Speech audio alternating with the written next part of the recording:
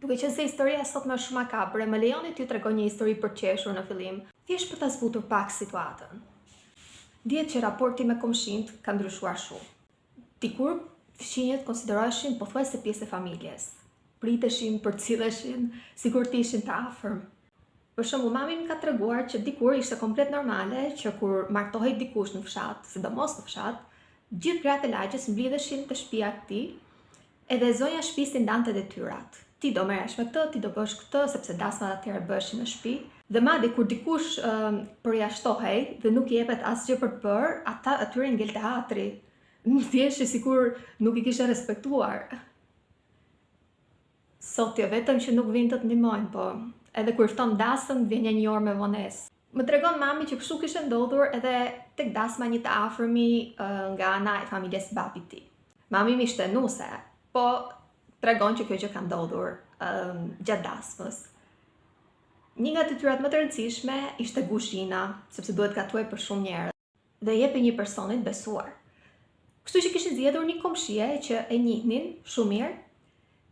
Dhe kjo pranon me shumë kënaqësi. Fillon dasma, fillojnë të dalin pjata nga kuzhina, vetëm se një pikë nuk po dilin më pjata, ndërkohë ishin dasmorë që akoma nuk kishin filluar të hanin. Dhe çuditërisht ishte mbaruar vetëm mishi dhe baklavaja. Mishi që për atë mishin e shqiptarët rrinin 3 ditë pa ngrënë që hanin dasëm. Dhe shkojnë këta familjarët te kuzhina, flasin me ta, e thotë punë, kaq gatova se kaq kishte, po këta çuditën sepse ishin përgatitur, kishin bler për gjithë, kështu që i duket çuditshëm që është mbaruar. Nuk e di se si e zgjidhin situatën aty në atë moment, a i lanë vërtet pa ngrënë ata, a gjetën ndonjë zgjidhje në moment fundit. Nëse mbyllet dasma, ndërkohë familja vazhdonte të pyeste veten çka kishte ndodhur sepse këta ishin përgatitur. Kishin bler mjaftueshëm. Dhe del një si spiun, siç kanë qenë atëherë, edhe nga një person e tjetrin arrin fjala deri te familja që kishin parë këtë gruan, që kishte organizuar gjithë familjarët e vet, dhe njëri prej tyre kishte qëndruar poshtë dritares së kuzhinës. E tek ti dhe ky çonte te shtëpia. Kështu edhe mishi. Dhe sikur mos mjaftonte kjo, vajza e familjes ishte moshatare me vajzën e kësaj gruas, dhe i shkon një ditë te shtëpia mbas dasmës dhe shikon gjithë kompletin e pjatave të veta te shtëpia kësaj. Morali i historisë, mos i besoni çdo kujt. Por kjo fshinja, që mund të duket fshinja nga ferri, është ëngjëll në krahasim me Leonard da Cianciullin, për cilën unë do ju tregoj sot.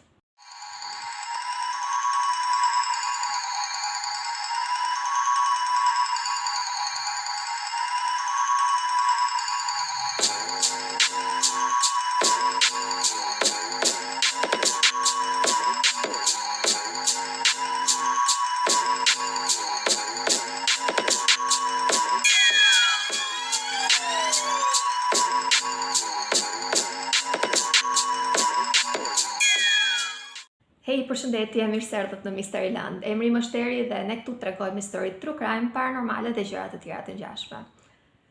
Nëse videot e tilla ju pëlqejnë, mos harroni të bëni subscribe, më lini një like dhe një koment, sigurisht mbasi të keni parë videon me mendimin tuaj për këtë histori. Ja kur u ktheva prap.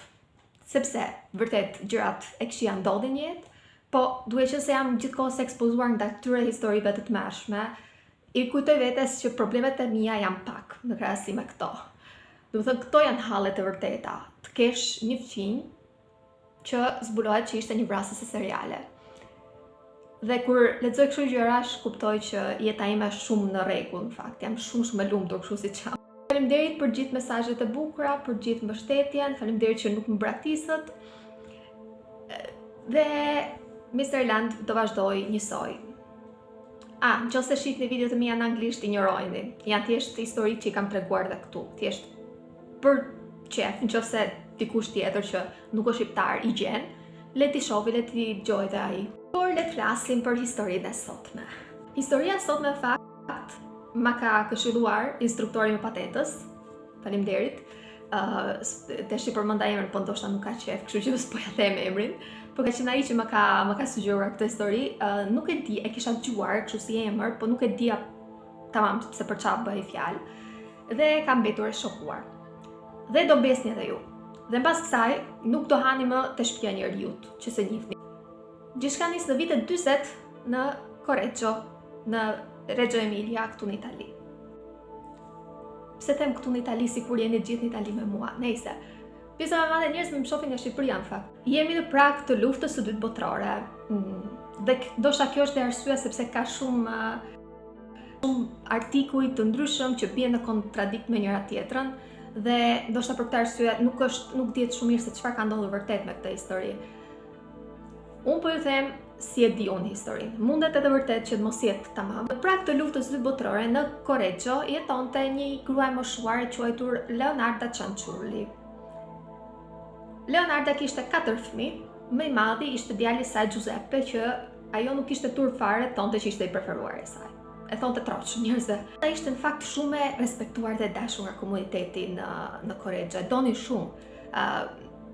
Sepse ishte tamam, ishte një lloj personi që fliste me të gjithë, ftonte të gjithë njerëzit për ëmbëlsira tek shtëpia vet, i jepte të gjithëve dhurata, zakonisht i jepte sapun të bërë vet.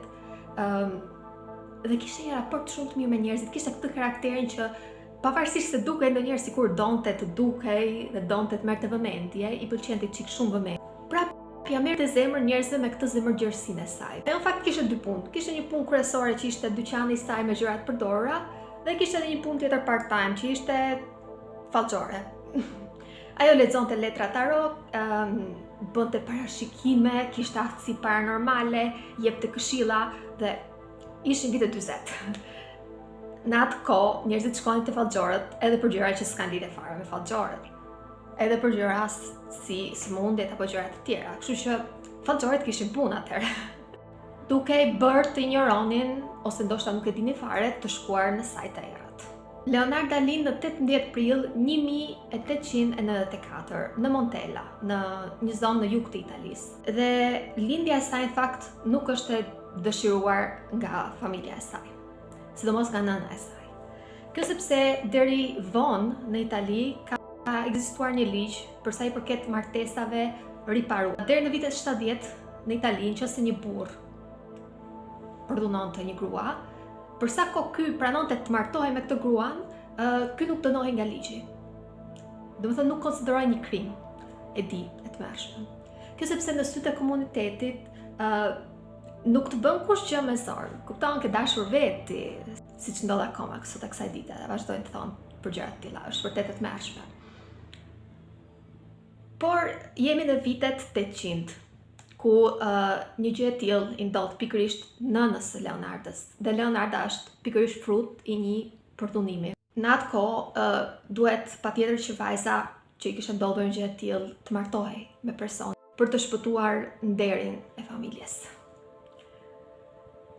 Por sigurisht që trauma që kishte kaluar nëna e saj e bën që Leonarda trajtohej si mos më keq nga nëna e saj. Më nëna e saj nuk e ka dashur kurrë, pavarësisht se me këtë tipin që përfundoi duke u martuar vërtet ka bërë dhe fëmijë të tjerë. Leonardën sidomos e ka parë gjithmonë si një barr. Lëmënjan babain e saj, sepse sigurisht përderisa kishte bërë këtë gjë, nuk e trajtonte siç duhet. Kështu që me pak fjalë Leonarda rritet në këtë lloj ambienti, në këtë lloj ambienti ku ndihet e pa dëshiruar nga njerëzit që supozohet të donin më shumti. Por raporti me nënën e saj shkatrohet komplet kur Leonarda njeh një në punës të quajtur Raffaele Panzarti, me të cilin dashurohet. Por kjo gjë nuk pranohet kurrë nga nëna e saj. Nëna e saj edhe në shtratën e vdekjes e mallkon Leonardën, i thotë nuk do e shkurë e lumtur me atë njeri. Dhe Leonarda këtë gjë e merr shumë seriozisht. Leonarda fillon të fiksohet pak me botën e okultit që në këtë moshë. Vërtet në 1970 ata martohen bashkë. Leonarda fiksohet me atë çfarë kishte thënë nëna e saj dhe fillon ta besojë vërtet.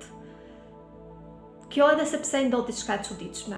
Jemi në një periudhë kohore ku vërtet vdekshmëria foshnjore ishte shumë e lartë, nuk ishte shkencë, nuk ishte spitalet që kemi ne sot.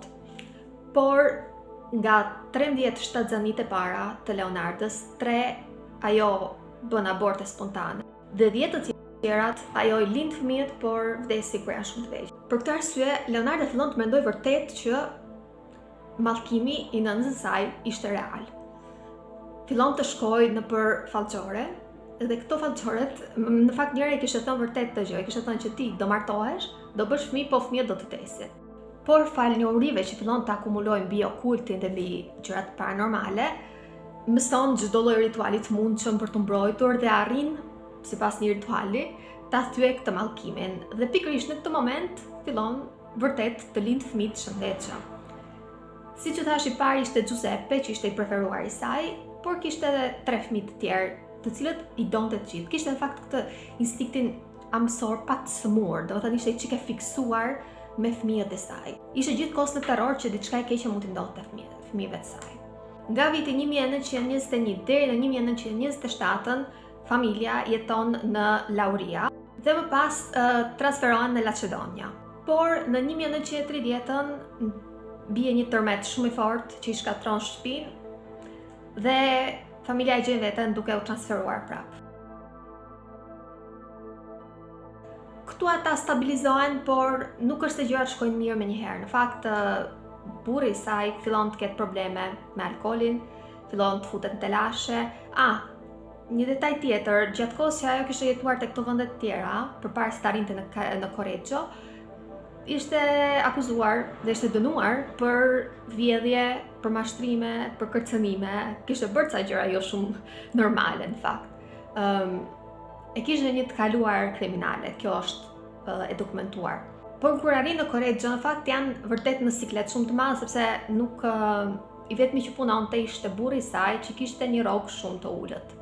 Ai futet alkoolit nga dëshpërimi që nuk mban dot familjen e saj, përfundon në burg. Kur del nga burgu, pastaj nuk kthehet më fare tek familja, e megjithatë është pikërisht vetë ajo që ja del të mbaj familjen. Siç u thash, me lekët që marrin nga tërmeti, të shpërblimin, ajo investon në këtë dyqanin e saj. Dhe fillon të ketë shumë biznes, madje familja arrin të ketë edhe, si thua, mirëqenie. Kjo ishte Leonarda që të gjithë e njihnin në Correggio si ajo gruaja ku ti shkon të kërkosh këshilla dhe ndihmë kur je në hall. E megjithatë, dikush tjetër fillon të ketë një mendim çik më ndryshe për të. Është data 30 shtator 1940 dhe Virginia Cacioppo, një soprano, e cila për shkak të luftës kishte mbetur pa punë, shtuken. E dini njerëzit që kjo shkonte shpesh te Leonarda sepse ishin komshie. Personi që fillon të dyshoj se gruas mund t'i kishte ndodhur diçka e keqe është punata e saj.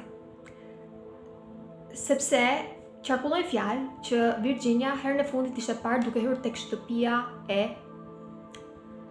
Leonardës. Këtë detajin ajo e ndan me polici dhe policia nis të hetojë. Në të njëjtën kohë, në fakt, pak a shumë në të njëjtën periudhë, edhe 2 gra të tjera ishin zhdukur pa lëngjë. Faustina Setti dhe Francesca Soavi. Shpesh ishin parë duke u shoqëruar me Leonardën.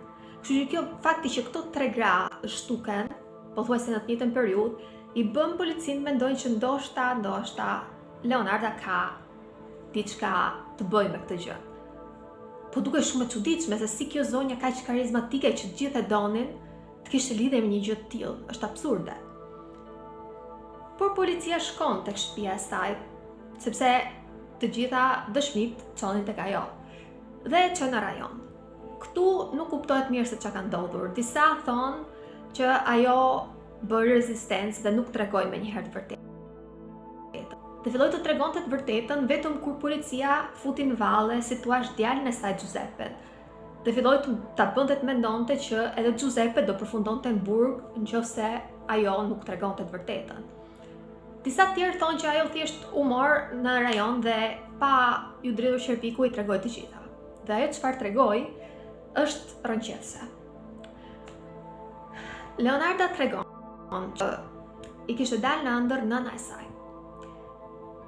Në një periudhë ku djali i saj Giuseppe studionte, por duke qenë se ishte prag lufte, kishte shumë shanse që ai të thirrej në ushtri. Dhe të thirreshe në ushtri në atë kohë ishte pothuajse sigurt që ti do vdisje në front. Dhe sigurisht që Leonarda, siç thash, ishte fiksuar me fëmijët e saj. Nuk mund të lejonte që diçka e keqe të ndodhte fëmijëve të saj. Kështu që çfarë bën? Në këtë ëndër që i del nëna e saj, i thotë që duhet të bënte një sakrificë njerëzore. Duhet të vriste njerëz të pafajshëm në mënyrë që Giuseppe të mos thirrej në ushtri. Dhe kështu ajo justifikon krimin. Ajo thotë që për hir të kësaj ëndrës ishte bindur që nëse nuk do bënte këtë gjë, ajo do të humbte djalin e saj dhe ajo ka bërë atë çfarë bën një nën për të mbrojtur fëmijën e saj. Kështu e ka quajtur ajo vetë. Domethënë në momentin që është marrë në pyetje, kështu e ka justifikuar krimin. E ka bërë për shkak të dashurisë për fëmijën e tij. Unë do thoja mund ta kesh bërë si e çik psikopate, po kjo është çështje tjetër.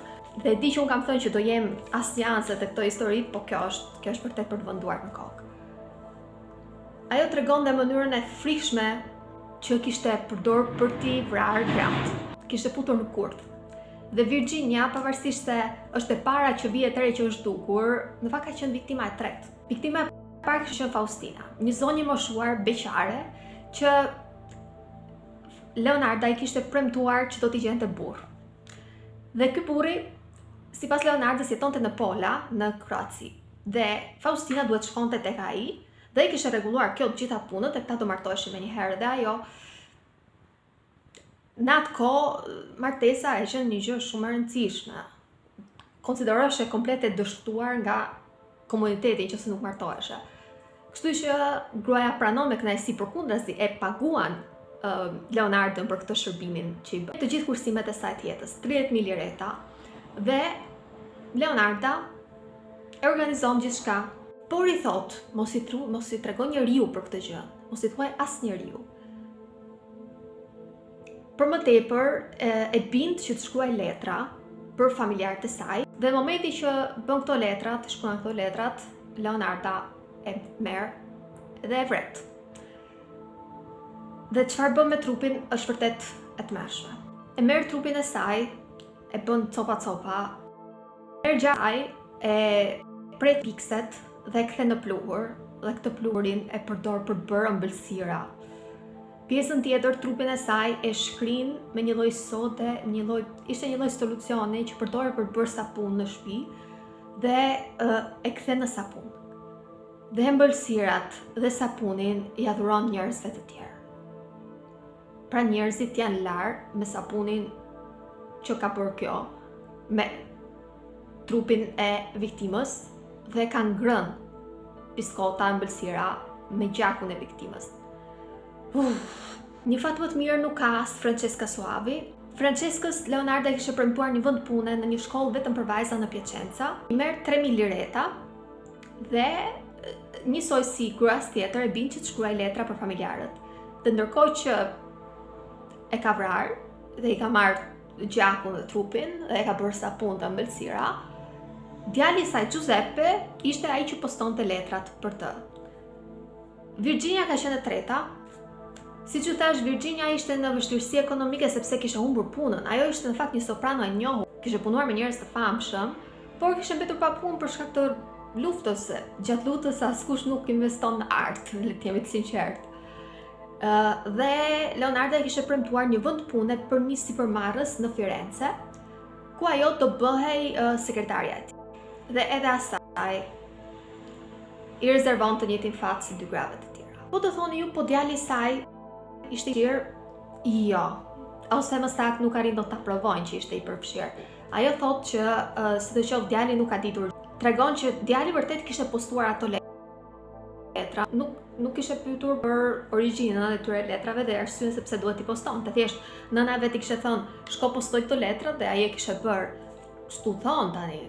Dhe nuk e di, mundet shumë mirë të ketë qenë komplet i përfshirë në të gjitha këto. Tani, nëna jote të coptoj njerëz në botrum dhe ti mos thish asgjë, mua më duket çike çuditshme, po si dihet. Në 1946 bëhet gjyqi dhe sigurisht që përderisa kishte treguar gjithçka Leonarda konsiderohet fajtore, por i njihet dhe problemet të shëndetit mendor, kështu që 3 vjet ajo duhet i kalonte në një psikiatrik dhe 30 vjet në burg. Njerëzit që kanë qenë me të në burg tregojnë që Leonarda në fakt bënte ëmbëlsira edhe në burg. Do të thënë, këtë fasadën e saj prej njeriu të mirë e mbante në burg, por burgosërat e tjera kishin frikë dhe nuk e hanin ëmbëlsirat e saj se kishin frikë se kishte bërë magji. Për më tepër, Leonarda publikon një libër mbi jetën e saj dhe këtu njerëzit janë shumë skeptik sepse disa thonë që kjo kishte 3 klasë. Si ka mundur ajo të shkruaj një libër me detaje kaq makabre e kështu gjëra të tjera, duket absurde, mendohet që avokatët e saj mund ta ketë bërë një gjë të tillë në tentativë për ta bërë duket edhe më të çmendur nga ç'ishte. Ajo në 1970 ndron jetë, ndërkohë që është akoma e burgosur nga një goditje në tru. Dhe historia e saj bën një honën e të gjithë Italisë. Një nga historitë më të frikshme vërtet. Ideja që fqinja jote që është e mirë me të gjithë, që është e dashur me të gjithë, që duket si gjyshja shpirtërore e gjithë lagjet, mund të jetë një çmendur psikopate që vret njerëz sepse mendon që duke bërë këtë gjë do shpëtoj fëmijët e vet.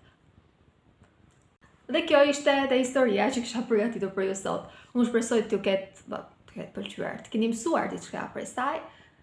Dhe ideja është mos besoni njeriu që tani e mbrapa, mos hani më te shtëpia komshive. Nuk dua t'ju tremb, po si dihet kur. Nuk e imagjinoj traumën e tyre, e parë njerë vjen të merr si shkeq për viktimat, po nuk e imagjinoj traumën e atyre që kanë ngrënë te shtëpia kësaj, biskotat e ëmbëlsirat e kësaj, ose janë larë me sapunin që kjo i jepte.